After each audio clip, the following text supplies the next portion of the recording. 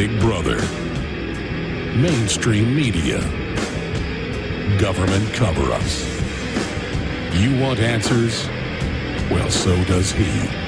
Live from Austin, Texas, broadcasting worldwide, it's Alex Jones.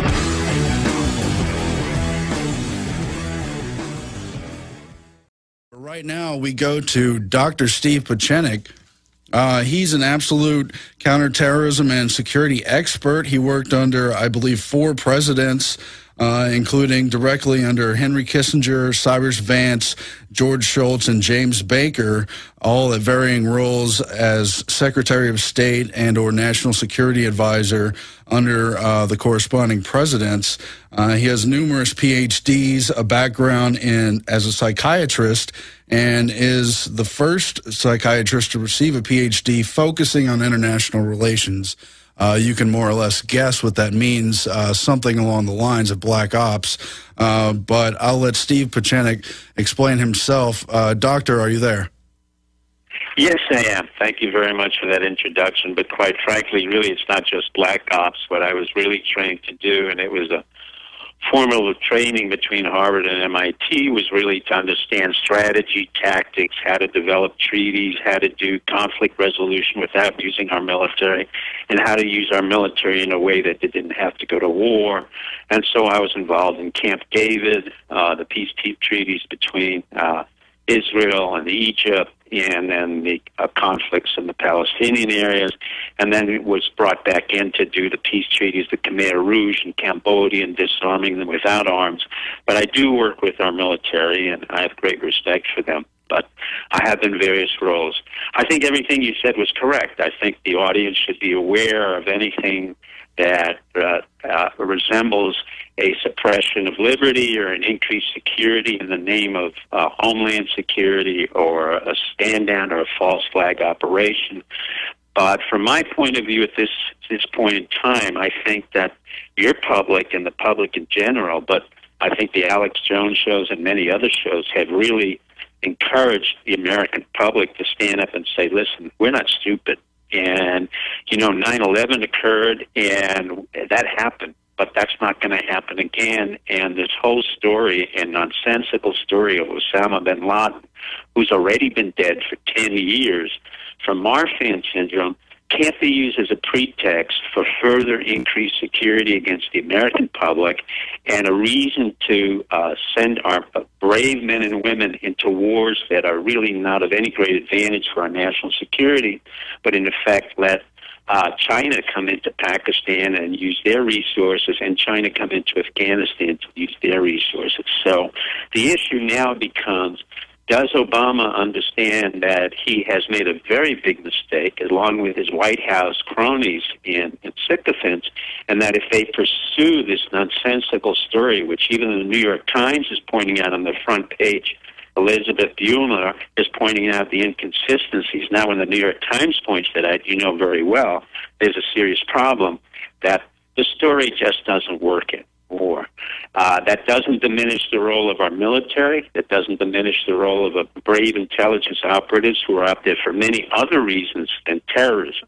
We do have other problems, which have to do with drug cartels, gang wars, and other issues I don't want to get into. But at this particular point in time, there is a very clear voice, the loud, unspoken, but very clearly heard voice from the American public to Obama and his coteries: cease and desist this nonsensical PSYOPs operation. And I'm just one single individual, an American citizen, no better, no worse, somebody who served 8 to 9 times in our government, and is willing to die once again to say, we can't continue this cronyism, the capital cronyism, the klepto cronyism, and the psychological operations that they've been pulling, not only in the world against Muslims, innocent Muslims, but also against the United States of America that consists of all types of people. So that can't continue. And Obama is on notice, and he's on notice very clearly. And if he continues to pursue this nonsensical PSYOPs with stories that make no sense whatsoever, the inherent contradictions will blow up in his face as they're doing now, and eventually he'll have to confront the American public with another one of his lame speeches. But we'll see what happens. What does it mean that they've resurrected this specter of bin Laden at this not only at a politically expedient point in time, but at a time where they're looking to more or less rebrand our war on terror? They've already told us they want it to go on 40, 50, 100 years, but we're in this new front with Libya. Al-Qaeda's a sort of ally again, as it was in the Yugoslav war years. Why have they resurrected bin Laden at this time, and why is that an indication that we're on watch for greater terror alerts? Well, there's one word for that, and that word is desperation. When you really don't know what to do, when you don't know how to bring the increased number of unemployed people back into the labor force, and you really don't know how to control the Congress, and you really don't know how to control the budget, and you don't know how to deal with the fiscal irresponsibility. The big national security problem is not Al-Qaeda or anybody else. It's our debt and our financial crisis. What it means is that when you're desperate and you can't deal with internal problems, you always look to external issues. And this is a classical psychological operation, which Hitler did when he had used prisoners of war to basically invade Poland.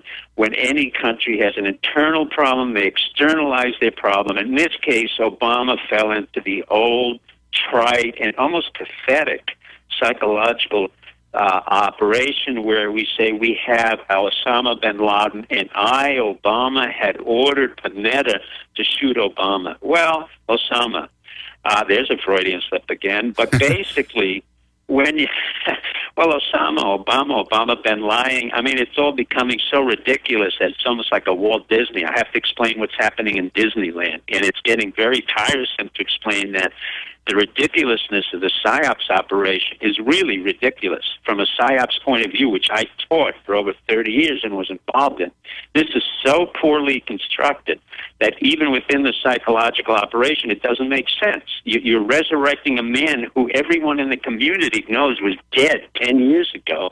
The men in the CIA who were involved know very well that he had died of Marfan syndrome under Clinton, actually, and the Bush administration used it. That didn't work. And so they created a narrative which Bush Jr. perpetrated, and it didn't work then. And now Obama's resurrecting it out of desperation because he wants to, one, look very assertive, two, more than anything else, this man, who has really done very little in his life, and also in the presidency, wants to resurrect the notion that he's a very assertive leader, and that having been assertive and having reaffirmed that he's an American citizen through a birth certificate, quote, end quote, he now can show you that not only is he American, but he's really a John Wayne American because he can go out and kill the man who's already dead. Exactly, really exactly. Absurd. And you mentioned Panetta to go in and kill a dead man.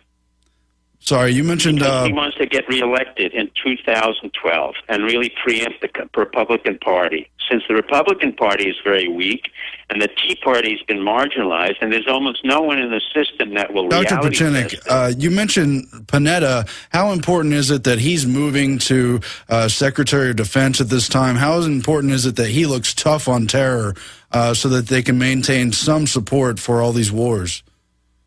Well, actually, he's been a very dysfunctional individual. I don't know the gentleman. I know his history. He's really what comes out of the school of what we call the pandering school of politicians. He's just a low-level politician who worked for Clinton. He is very good in one area, and that's budget allocation. He knows nothing about the military. When he took over the CIA, it was a disaster under him. As you remember, there was a whole episode where 7 operatives were killed because they couldn't vet out one of the informants, who was a doctor, by the way. And then he's been killing civilians repeatedly with the drone attacks. So it has changed from a CIA, has changed from an analytical and intelligent and a human operation into basically reallocating special forces and mercenaries. So most of the CIA right now is really a mercenary unit with special forces reallocated to him. So there's really no more or very little of what we used to have in a very effective CIA under Bush Sr. and other presidents. I think his coming to Secretary of Defense is a very serious mistake. I don't think he's qualified. I don't think he really knows anything about the military. He knows really nothing about national security. His poor performance as a CIA director just reaffirms the fact that the president really doesn't care about performance. Neither did Bush Jr., and he just wants really loyalty and sycophants around him who he thinks he can control. His only asset, which is a strong asset, is budget allocation. But given the fact that he was a politician, still is a politician, is not an intelligence operative, really doesn't understand intelligence, I think this is not a very good sign. The best Secretary of Defense we have had up to date, besides George Marshall, has been Gates. There's no accident that Gates was brought in. Many of us who worked for Bush Sr. were great advocates for Gates instead of having Donald Rumsfeld, also an incompetent Secretary of Defense, and a very dangerous one at that. In this case, Panetta is not as malevolent or Machiavellian as Rumsfeld was, whom Bush Sr. really didn't like, and none of us in the White House who worked for Bush Sr. and the State Department ever liked or respected. Panetta is really much more incompetent. Gates, unfortunately, has been one of the best secretaries of defense. He knows exactly what our strategies need to be. He knows exactly what the allocation of resources are required. But unfortunately, he's tired. And I think he's tired of a lot of the nonsense that's going on in this administration, and he wants to go back to private life. I don't know the gentleman. I know of him. We've been in many administrations together, but I have a great respect for him. I have a great respect for his generals who worked underneath him, Petraeus and others, and I think we will have a strong military. I do not believe that our military, not the national security guards, but our military will ever shoot American citizens. Let me repeat that again, and let me tell that to our intelligence operatives who are listening to this show. Again, let me explain it to you, gentlemen and ladies. Do not in any way think that our military will ever shoot American citizens. Those who serve our country and are dedicated to our country will not do what happened in 1970 in Ohio at Kent State and kill several students. If that happens, Obama has much more than a serious problem. He has a revolution. So I am not convinced that it's going to happen. Whether we have incompetent people in the so-called paramilitary and the more local law enforcement, so the TSA and the so-called Homeland Security, and an accident occurs there, that's more likely. But from the point of view of professional military, the ones that I know that are not self-aggrandizing and not promoting themselves in the newspapers, and you don't know about them, nor should you, these are very professional, dedicated patriots to our country. Plus, we have many veterans in this country, including myself and millions of others who serve the country, that will not allow a standout false flag operation to occur again. And furthermore, we really have to look at the problem of what happens to these men and women who go to the countries, who are sent by civilians who've never served in the military, including Clinton, Bush Jr., and Obama. And basically, what happens is when they come back, they don't have a house because the banks foreclosed on them. They don't get health benefits because the VA doesn't have enough money to provide them with mental health. And they don't have the reimbursements that are required for them. So we not only send these men and women to death for causes that are never clear and are never very relevant to our national security, but when they come back, we discard them as cannon fodder, and that is inexcusable.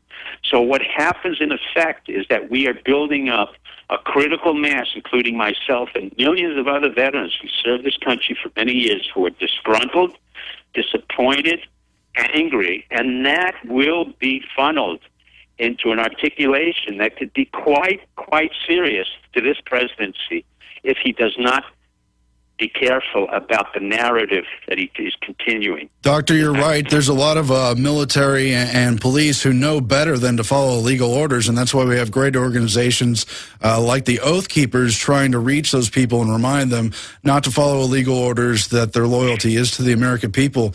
But I want to switch gears briefly to the whistleblower. I mean, recap the warning that you were told by a top general that 9/11 was a false flag, that your knowledge about bin Laden, but also the role of whistleblowers. The Madoff whistleblower was ignored for a decade. You blew the whistle almost a decade ago. Barely any attention. Sybil Edmonds was an FBI translator. She blew the whistle. So many others. There's been people trying to beat the drum on this issue. What's it going to take to really take the 9/11 false flag, we don't want a continuing war on terror movement into the mainstream of the ordinary public?